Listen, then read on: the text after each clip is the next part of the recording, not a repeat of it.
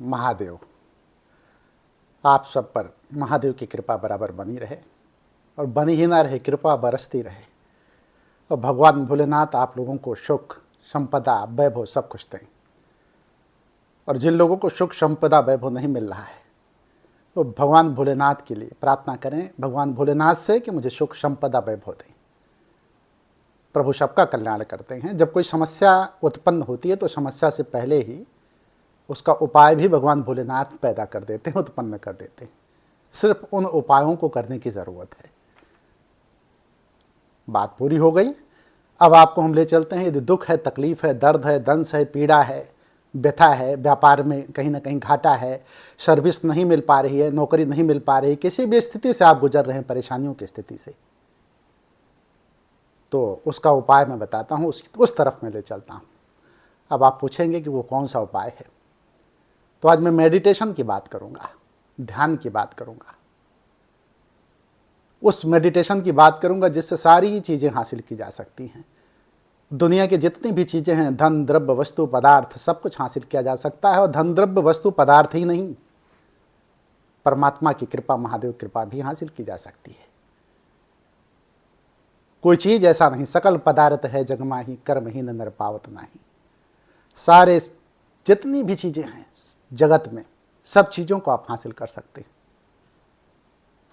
लेकिन उसके लिए मेडिटेशन करना पड़ेगा। तो मेडिटेशन है क्या और मेडिटेशन करने की विधि क्या है? देखिए, दुनिया में मेडिटेशन की तमाम विधियां हैं। अलग अलग तौर तरीकों से लोग मेडिटेशन करते हैं। कुछ लोग मंत्र मेडिटेशन करते हैं, कुछ लोग नाम जप मेडिटेशन करते हैं, तो कुछ लोग ऐसे भी हैं जो ध्यानस्थ अवस्था में पहुंच करके अपने को रोक लेते हैं, चुप हो जाते हैं, शांत हो जाते हैं, बाहर की दुनिया से कट जाते हैं। लेकिन आज मैं जो बताऊंगा उसको आप ध्यान से सुनिएगा। उस विधि को अपनाने के बाद, चूंकि मैंने अपने जीवन में उस विधि को अपनाया है, पिछले 1 दशक से उस विधि को मैं अपना रहा हूं, और दशकों की जो मेरी साधना है, जिसने कि मेरे जीवन में आमूलचूल परिवर्तन किया है, पूरी तरीके से परिवर्तन किया है। मैं जो था वो नहीं हूं। और हर व्यक्ति हर 7 साल में बदलता है, इसको भी बता दूं मैं। हर 7 साल का मतलब हो गया जैसे 7 साल की उम्र है और 7 साल के बाद फिर 14, 7 त्रिक 21, 7 चौक 28, 7 पचे 35। हर साल बाद, हर 7 साल बाद वो व्यक्ति वो नहीं रह जाता जो पहले था।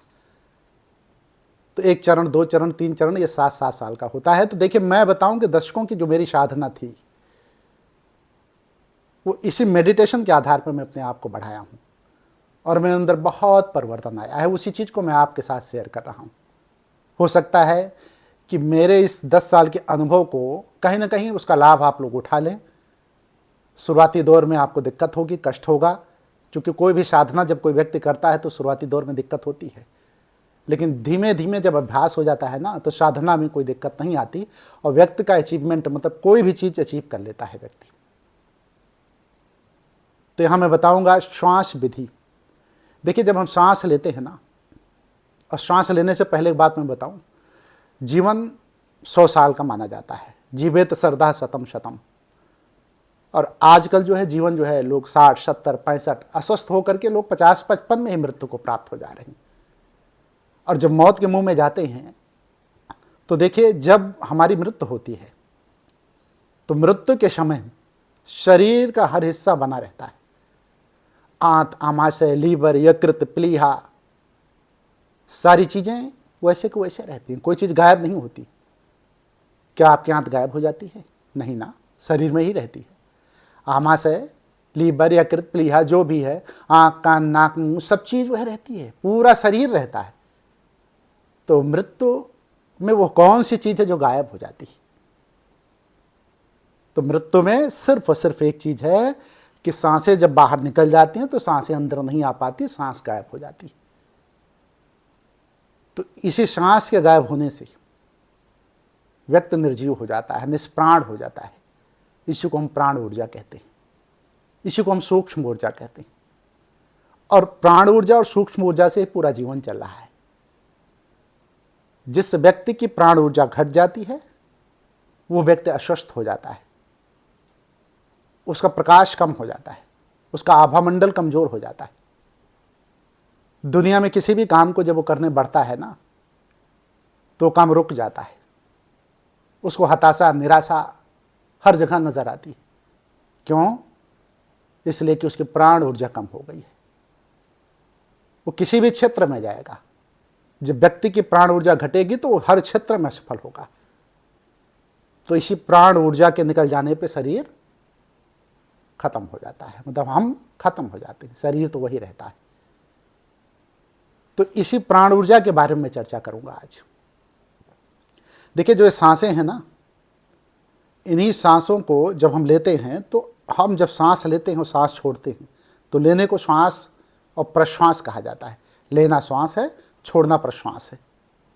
तो श्वास प्रश्वास की गति को रोकना, मैं जब मेडिटेशन में स्वयं बैठता हूं तो मेडिटेशन जो मैं करता हूं उसको मैं बता रहा हूं, उसी चीज़ को मैं पूरी तरीके से एक्सप्लेनेशन करने का प्रयास करूंगा।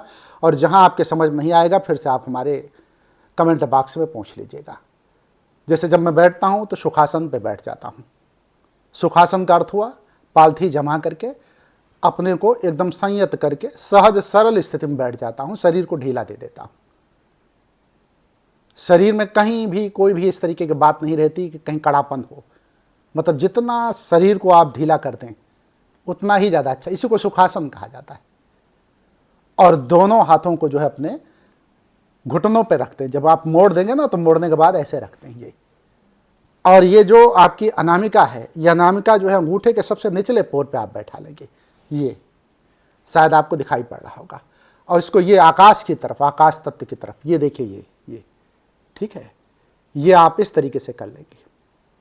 और इसको जब आकाश तत्व की तरफ ऐसे कर लेंगे, अभी आप आसन में आ गए। जब आप आसन में आ गए तो उसके बाद आप कुछ नहीं करेंगे, अंदर की यात्रा यहीं से शुरू होगी। देखिए, मेडिटेशन की विधि मैंने कई तरह से लोगों से सीखा, समझा, जाना, योगियों से, मुनियों से, ऋषियों से, साधुओं से, संतों से, जो पूर्व में जो है, चाहे वो हमारे दर्शन के माध्यम से रहा हो, योग शास्त्र के माध्यम से, मतलब हमारे खट दर्शन में योग दर्शन सबसे बड़ा दर्शन माना जाता है, जो महर्षि पतंजलि द्वारा दिया गया है, उस पर से भी मैंने सीखा। लेकिन जो विधि मैं 10 सालों से अपना रहा हूँ, उसी विधि को आपके सामने रखने का प्रयास कर रहा हूँ। तो आप बैठ गए, और बैठने के बाद आपने क्या किया कि श्वास पे ही आप ध्यान देंगे। श्वास जब आएगी अंदर की तरफ तो आप श्वास कब आई और कब गई, श्वास कब आई और कब गई। अब जब श्वास पे आपका ध्यान जाएगा तो पूरी दुनिया से आप कट जाएंगे। ध्यान ही नहीं रहेगा आपको कि दुनिया भी है। जगत सिमट जाएगा, संसार सिमट जाएगा, लोग नहीं रह जाएंगे, वस्तु नहीं रह जाएगी, पदार्थ नहीं रह जाएगा, कुछ भी नहीं रह जाएगा। सिर्फ आपकी सांसें रह जाएंगी, वही कीमती सांसें जिस सांस के बारे में कहा गया है, सांसा चलत चलत रुक जाई। तो भजन कर लो भाई। तो सांस अगर चली गई जो है तो सब कुछ चला गया। उसी सांस की साधना की बात मैं कर रहा हूं। सांस जब आप देखेंगे तो देखिए, प्रथम जब आप शुरू करेंगे तो आप केवल सांस की गति को आने जाने पे ध्यान देंगे। लेकिन मेरा, चूंकि मुझे 10 साल हो गया, तो 10 सालों में मेरा अनुभव बढ़ा है। हो सकता है आपका अनुभव 2 साल में बढ़ जाए, 4 साल में, लेकिन इन 10 सालों के अभ्यास के बाद जो मेरा अनुभव बढ़ा है, उस अनुभव में मैंने पाया है कि मैं सांस की गति को केवल जो है आने जाने को नहीं महसूस करता, मैं सांस की गति को देखता हूं। वो मुझे दिखाई पड़ती है कि सांस कब आई कब गई। अब आप पूछोगे कि श्वास तो अदृश्य है, दिखाई कैसे पड़ती है। साधना के जब उच्चतम अवस्था पे आप पहुंच जाएंगे तो मैं इस बात को दावे के साथ कह रहा हूं कि वो सांस जो अदृश्य है वो आपको दिखाई पड़ेगी। उसको आप देखेंगे, आप महसूस नहीं करेंगे। लेकिन साधना के शुरुआती दौर में उस सांस की गति को महसूस करना है। तो श्वास प्रश्वास के द्वारा जो है आप साधना में पहले लीन होंगे और बैठ जाएंगे। और यह क्रम लगातार आप 10 से 15 मिनट, शुरुआती दौर में 2 मिनट से शुरू कीजिए, और धीमे धीमे 4, 6, 8, 10, जितनी आपकी क्षमता हो उतनी क्षमता को आप बढ़ाते जाइए। देखिए, स्पष्ट कर दूं तो सांस का खेल इतना बड़ा है कि एक मनुष्य 1 मिनट में 12 से 20 बार सांस लेता है। तो उसका जीवन जो है 100 वर्ष माना गया। लेकिन जीता कितना है? सांसों में जब अव्यवस्था हो जाती है, मतलब वो सांस की गति जो है उस पर आपका कंट्रोल नहीं रह जाता है, तो बीमारियों और व्याधियों के चक्कर में फंस करके आप 50-60 साल की उम्र में ही मौत को अपने गले लगा लेते हैं। देखिए, आपको मैं एक प्रैक्टिकल बता रहा हूं। आप जो है अपने घड़ी को, सेकंड वाली सुई को निकाल लीजिएगा। उसमें देखिएगा कि 1 मिनट में आप कितनी सांस लेते हैं। अगर 1 मिनट में आप 20 सांस लेते हैं, जैसे आपने घड़ी की सुई निकाल ली सेकंड वाली, और सेकंड वाली सुई निकाल करके आप जब देखेंगे सांस आई, सांस गई, तो आप गिनते जाइए। और 1 मिनट में यदि आपने 20 सांस, 21 सांस लिया, तो इसका मतलब ये हुआ कि आपको सुधार की ज़रूरत है। उसको आप घटाते जाइए। कुछ लोग तो 25 सांसें ले लेते हैं, लेकिन अगर 20-22 सांस ले रहे हैं तो उसको घटाइए। जितनी सांसें 1 मिनट में कम होती जाएंगी, उतना ही आप स्वस्थ होते जाएंगे, उतना ही नियंत्रण आपका सांसों पे होता जाएगा। तो अगर आपको 14 सांसें, जैसे 1 मिनट में 12 सांस अगर आपकी हो रही है, तो सो फार गुड, बहुत अच्छा। आप अस्वस्थ नहीं रहेंगे, आपकी प्राण ऊर्जा बढ़ी रहेगी, आप जो है ताकतवर महसूस करेंगे आपको, अपने आप को, और जहाँ जाएंगे आपकी छब निखर के आएगी। आपका जो सूक्ष्म जगत, सूक्ष्म शरीर है ना पीछे का, ये प्रबल रहेगा, दमदार रहेगा। एक उदाहरण और बताऊं मैं आपको। देखिए, जीवन जो है कछुए का सबसे ज़्यादा होता है। कछुआ 200 से 300 साल तक जीता है, और कछुआ 1 मिनट में 4 से 5 बार सांस लेता है। चूहा 1 मिनट के अंदर 235 से 250 बार सांस लेता है। तो उसकी उम्र कितनी होती है? 1 से 2 वर्ष। तो सांस जितनी ज़्यादा होगी जिसकी, कुत्ता 20 से 35 बार सांस लेता है, तो उसकी उम्र कितनी हुई? 14 से 16 वर्ष। सांसों को देखिए, परमात्मा ने, महादेव ने सांसों का एकदम जोड़ तोड़ कर रखा है कि जिसकी जितनी सांसें होंगी ना, सांसें एकदम गिनी चुनी सांसें आपको दे रखा है। इसलिए जल्दी जल्दी आप सांसें ना लें।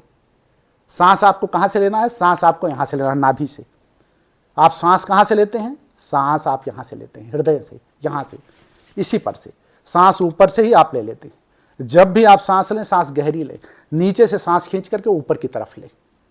तो जैसे ही नीचे से आप सांस लेना शुरू करेंगे, आपको की सांसें घट जाएंगी। 1 मिनट में 15, 16, 12 हो जाएंगी।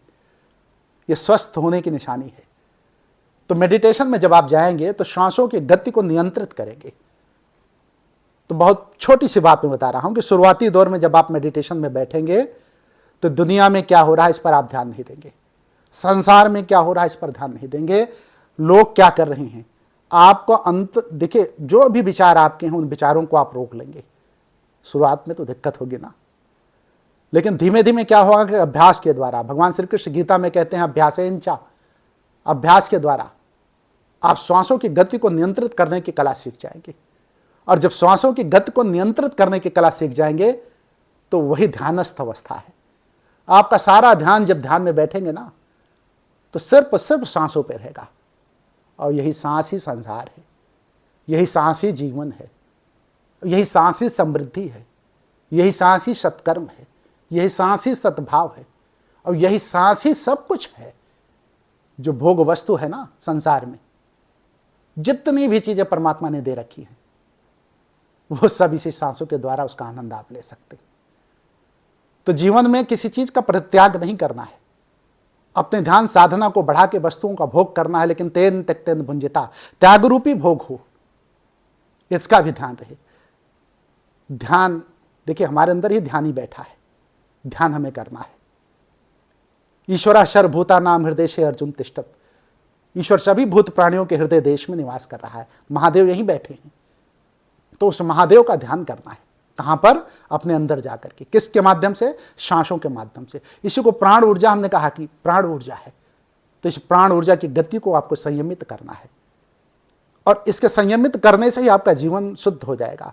यदि आप डिप्रेशन में हैं, तो दावा मैं करता हूं उन बंधुओं से, उन भाइयों से, उन लोगों से जो पीड़ित हैं डिप्रेशन से, यदि मेरे साथ मेरे बताए गए अनुभव को लगातार फॉलो करके, श्वास की गति को रोक करके, संयमित करके, यदि इस ध्यान का प्रयोग करते हैं, क्योंकि 12-15 मिनट में कोई चीज़ बताई नहीं जा सकती, एक लंबे समय तक अगर इस प्रक्रिया को अपनाते हैं, तो मैं दावा करता हूं कि डिप्रेशन नाम की चीज़ नहीं रह जाएगी। और बहुतों का डिप्रेशन मैंने ठीक किया है, क्योंकि बहुतों का ठीक किया है, इसलिए मुझे अनुभव है। स्वयं भी मैंने इस चीज़ का अनुभव अपने जीवन में किया है। अगर मेरे जीवन में अमूलचूल परिवर्तन हुआ है तो ये परमात्मा की देन है और इसी मेडिटेशन की देन है और श्वास की गति को संयमित करने की देन है। सिर्फ आपके चेहरे का आभा मंडल निखर आएगा। और कभी भी आप मुझसे मिलेंगे ना तो चेहरे का जो आभा मंडल होता है वो बता देता है कि कौन सा व्यक्ति है जो अपने सांसों की गति को संयमित कर चुका है, नियंत्रित कर चुका है। तो इस मेडिटेशन को, चूंकि मेडिटेशन की एक ही वीडियो में पूरी बात मैं नहीं रख सकता हूं, दूसरी तीसरी वीडियो में भी इस विधि को मैं बताऊंगा आगे चल करके।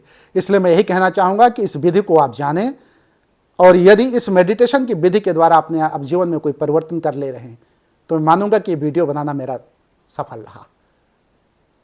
तो आप सबके ऊपर लास्ट में वीडियो को खत्म करते हुए मैं यही कहूंगा कि आपके ऊपर महादेव कृपा हो और इस मेडिटेशन विधि को शुरुआती दौर में जितना मैंने बताया है कि बैठ करके श्वासों की गति पर नियंत्रण करने की कला सीखने के बाद छोटी सी मैंने बताई है, पहले इसकी शुरुआत कीजिए, उसके बाद का अगला स्टेप मैं बताऊंगा।